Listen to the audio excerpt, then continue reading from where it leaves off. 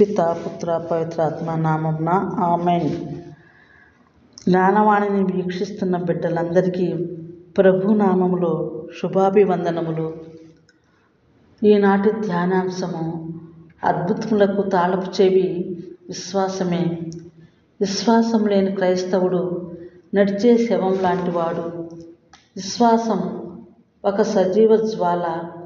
ఈ జ్వాల మనలను ఎల్లప్పుడూ అభివృద్ధి బాటలో నడిపిస్తుంది.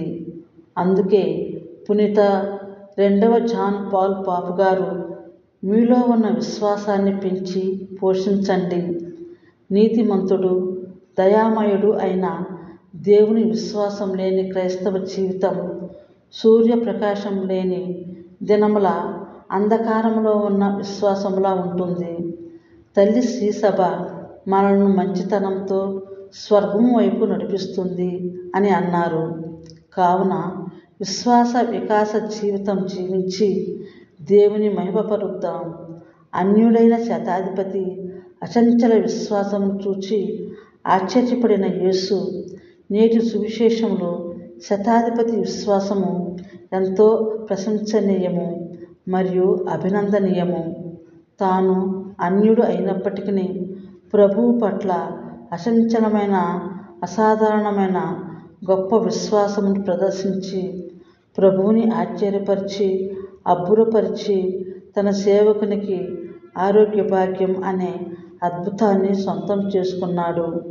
విశ్వాసం అన్ని దీవెనలకు మూలం.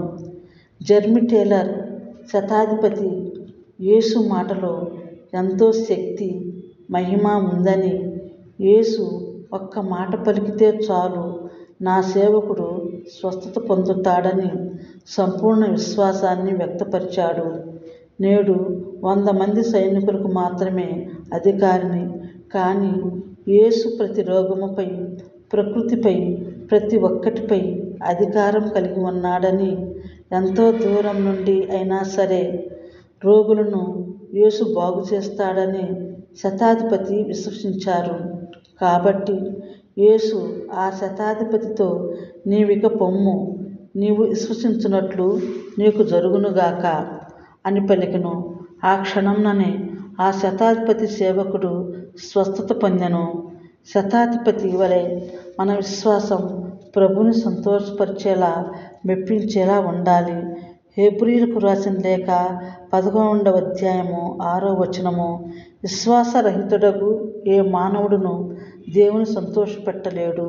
తన సొంత జాతి ప్రజల అవిశ్వాసమునకు యేసు ఆశ్చర్యపడ్డారు. వారి అవిశ్వాసమునకు ఆశ్చర్యపడి ఆ ప్రజల అవిశ్వాసం వలన ఆయన అచ్చట ఎక్కువ అద్భుతములు చేయలేదు. శతాధిపతి తన సేవకునిపై చూపిన ప్రత్యేక శ్రద్ధ, ప్రేమ ఎంతో హర్షించదగిన విషయం. విజ్ఞాపన ప్రార్థన మహత్యం. తన సేవకుని ఆరోగ్యం కోసం శతాధిపతి విన్నవించుకున్న రీతిగా మనం కూడా మన విశ్వాసాన్ని బలపరచమని, ప్రభువుని ప్రేమలో ఎదగాలని పరమ ప్రభువుని ప్రార్థించుకుందాం. ఆమేన్.